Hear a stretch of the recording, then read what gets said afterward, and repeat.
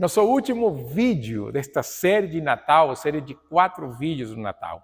E agora que estamos no final, vamos falar do Natal propriamente dito, mas vamos dar um toque teológico no Natal, mas uma teologia mais devocional para termos uma ideia muito melhor a respeito desta data tão importante. Quando pensamos no Natal, eu penso em primeiro lugar em João 1,14. Quando fala que o Verbo se fez carne e habitou entre nós, cheio de graça e de verdade, e vimos sua glória, glória como unigênito do Pai. Nós não podemos esquecer que Deus veio a este mundo e se fez carne por nós. Deus veio habitar entre nós como um de nós. É claro que a presença do Filho de Deus, ela mudou a história da humanidade. Mas muda porque não é um homem qualquer. É Deus que veio ao mundo e se fez carne. Desde o momento da concepção, o Verbo de Deus habitou em Maria, até o momento em que ele nasceu, viveu entre nós, morre, ressuscita, ascende aos céus, e ele ainda mantém a sua divindade, a sua humanidade. Jesus nunca deixou a sua natureza humana após a sua ressurreição. Mas a encarnação do Filho, ela é preciosa, ela é gloriosa, porque ele veio sem relação pelo pecado. E aí é onde nós vemos o milagre do nascimento virginal de Jesus. O imaculado é Jesus, não Maria. O sexo no casamento também não era pecado, só que o milagre da encarnação é o que nos mostra o cuidado do Senhor e ao mesmo tempo a singularidade de Cristo para que ele nascesse sem pecado. E isso é muito importante. Por quê? Porque esse caráter santo torna ele semelhante a Adão. E aqui eu quero fazer um parênteses, falar um pouquinho de Maria, porque alguns acreditam que Maria também era imaculada, mas não era. Na verdade, Maria vai dizer: minha alma, meu espírito se alegra em Deus, meu Salvador. Quando ela fala meu Salvador, é justamente isso. Se levamos em conta que Romanos 3,23 fala que todos pecaram e estão destituídos da glória de Deus, é claro que a única pessoa que não cumpre isso é Jesus. Mas Maria, tendo pai, tendo mãe, ela teve uma natureza pecaminosa, assim como qualquer um de nós. E isso é importante, porque na saudação do anjo, quando fala, antes da saudação do anjo, as características pelas quais Maria foi escolhida foram 3 características. Basicamente, ela é uma mulher virgem, descendente de Davi e desposada com outro descendente de Davi. Lucas 1:27 fala que era uma virgem desposada com certo homem da casa de Davi, cujo nome era José. Então, essas características eram que marcavam a vida da Maria. E quando o anjo aparece e fala, alegra-te muito favorecida, o Senhor é contigo, essa frase muito favorecida não está querendo dizer que Maria estava acima do restante da humanidade. Por quê? Porque essa mesma expressão, ou bem parecida, é usada para Estevão, quando Estevão estava cheio de graça e de poder, em Atos 6, verso 8. Então Maria recebe um favor de Deus, uma graça especial, por causa do papel que ela teria na história, ser a mãe do Filho de Deus, ser a mãe de Deus, no sentido de que nela estava a pessoa de Cristo, a humanidade e a divindade ali. Não foi que Deus surgiu dali, somente que a encarnação veio e pousou na vida da Maria. Ela estava carregando o Redentor, Cristo Senhor. É tanto assim que Maria, quando o anjo fala com ela no capítulo 1 de Lucas, no verso 38, ela fala: aqui está a serva do Senhor, que se cumpra em mim conforme a tua palavra. Ela se rende ao Senhor, ela encomenda seus caminhos ao Senhor. Por quê? Porque ela foi uma serva do Senhor. Mas não há como enfatizar caráter, comportamento. A Bíblia não trabalha isso. É claro que era temente ao Senhor? Sim. Era uma pessoa que tinha conhecimento do Senhor? Sim. Como qualquer outra pessoa da época. Maria foi escolhida pela graça do Senhor e nunca esqueçamos disso. Fecha o parêntese aí com relação a Maria.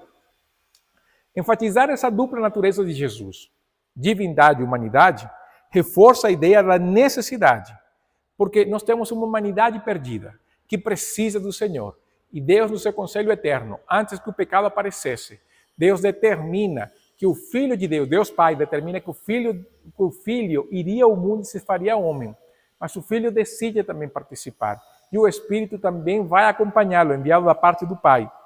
E ali é quando nós vemos que todo momento, ao longo da história, vai preparar a jornada da humanidade para a vinda de Jesus. Sacrifício, tabernáculo, templo, profeta, rei, atos salvadores de Deus, tudo foi feito apontando para aquele dia precioso em que o Filho de Deus apareceria ao mundo. Tinha que ser Deus, porque somente Deus é o autor da salvação.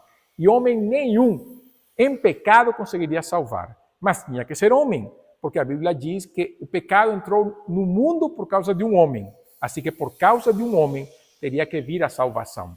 Mas como todo mundo era pecador, tinha que ser alguém sem pecado, puro, santo, que tivesse a capacidade de suportar a ira de Deus e o pecado da humanidade. Somente o Filho de Deus para fazer isso. Por isso, não há outro mediador, não há mais ninguém que possa nos salvar, a não ser Jesus. Mas também o Natal é Cristo na sua humilhação, vindo para cumprir o seu tríplice ofício. Já falei da humilhação de Jesus no vídeo número 2, mas aqui eu quero enfatizar a humilhação de Jesus com relação ao seu tríplice ofício de profeta, sacerdote e rei. Por quê? Porque ele foi o profeta prometido e foi aquele que cumpriu a palavra do Senhor, foi o segundo profeta que falou Moisés, mas ao mesmo tempo ele até hoje nos fala através da sua palavra. Foi ele quem falou para os seus discípulos que aquelas coisas que ele não diz para eles, porque não estavam preparados, o Espírito Santo revelaria. E o Espírito Santo, então, deu neles as palavras do Senhor. Por isso que o Espírito Santo também é chamado o Espírito de Cristo. E o sacerdote, porque ele se ofereceu a si mesmo na cruz. E foram as palavras do anjo a José. Ele salvará o seu povo como a oferta, mas também como sacerdote. Ele se oferece a si mesmo em resgate do seu povo. E ele é o rei, porque nós lembramos disso quando? Quando ele aparecia, demônios se manifestavam, porque era o rei que estava reclamando aquilo que sempre foi dele, mas ele estava simplesmente tirando os inimigos que estavam ali no seu território. Ele estava tirando aqueles que estavam querendo invadir o seu território. O mundo nunca foi de Satanás, nunca é. Do Senhor é a terra, a sua plenitude. Satanás é um invasor. O Filho do Homem veio para estabelecer o reino de Deus, expulsar os demônios, curar os enfermos, ressuscitar os mortos. Toda a atividade de milagre de Jesus aponta para seu reinado. Mas também foram as palavras de um anjo a Maria, que também falaram isso. Porque ele será grande, será chamado Filho do Altíssimo. E o Senhor Deus lhe dará o trono de Davi, reinará para sempre, seu reino não terá fim. Ele é o rei que veio para governar as nações com mão de ferro. E ali, quando nós vemos que tudo isso ele fez, ele se torna pobre, como fala Paulo aos Coríntios, para que na sua pobreza nós sejamos enriquecidos. E quando compreendemos essa necessidade de humilhação na sua encarnação, vemos que ele fez isso por nós. Por quê? Porque ele era o nosso representante. E não temos tempo para desenvolver isso aqui.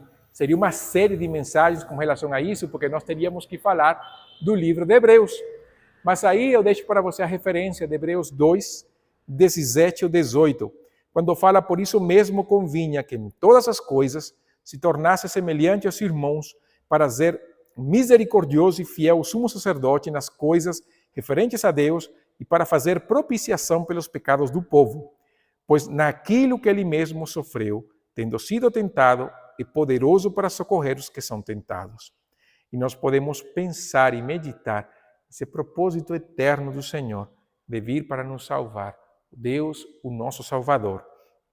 Mas também pensamos nesse início da consumação do processo redentor de Deus na história. E aí, quando o anjo fala, aos pastores fala, que vos nasceu na cidade de Davi o Salvador, Cristo Jesus, o Senhor. E ali que nós vemos essa salvação, de novo, as palavras do anjo a José, ele salvará o seu povo dos pecados dele. Cristo veio, descendente de mulher, ele esmagaria a cabeça da serpente. Ele é cada sacrifício, ele é cada sacerdote, cada profeta, cada rei. Cada momento, a salvação de Deus se manifesta naquela noite de Belém, porque Deus veio resolver o problema do pecado. Veio para nos dar vida. Como fala Isaías 9, o menino nos nasceu, principado e poder nos seus ombros.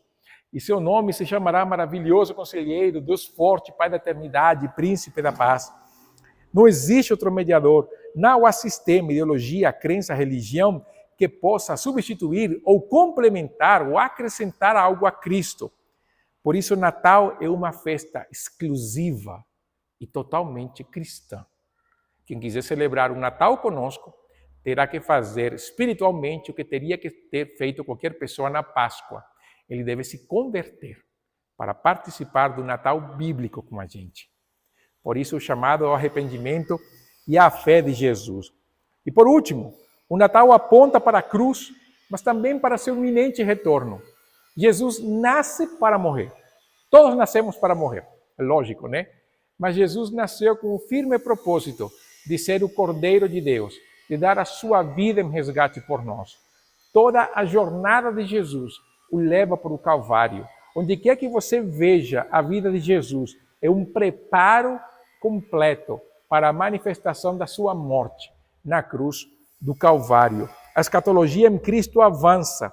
Sua chegada anuncia o reino de Deus. A sua pregação fala, o reino de Deus está aqui, chegou. Quando ele morre, ele rasga o véu, todos temos livre acesso à presença do Senhor. Quando ele ressuscita e ascende aos céus, ele está sentado à direita de Deus, recebe um nome acima de todo nome, para que ao nome de Jesus se dobre todo o joelho no céu, na terra, debaixo da terra, e toda língua confessa que Jesus Cristo é o Senhor. Então, quando lembramos que o Natal era o início dessa jornada, pensamos nessa vida que aponta para a cruz. Natal é Cristo, mas também um Redentor que voltará.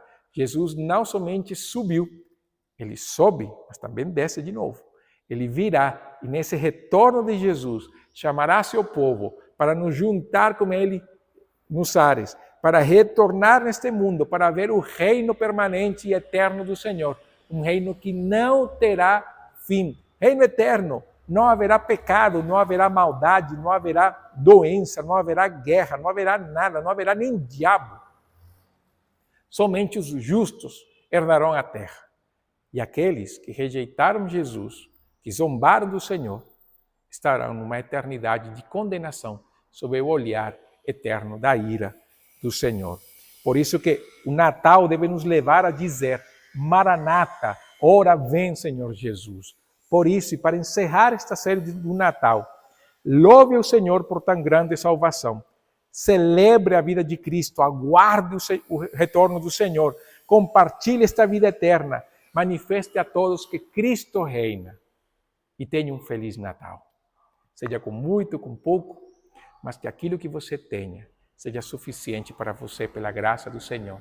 Mas ao mesmo tempo, eu quero dizer para você uma coisa, não é que Jesus nasce na sua vida, é que você nasça de novo pela ação do Espírito Santo através do sacrifício de Jesus na cruz. Se chegou até aqui e você não entregou sua vida a Jesus, o chamado é agora. Entregue sua vida a Cristo. Receba Cristo pela fé. Confesse seus pecados em arrependimento e desfrute de um Natal abençoado na presença do Senhor.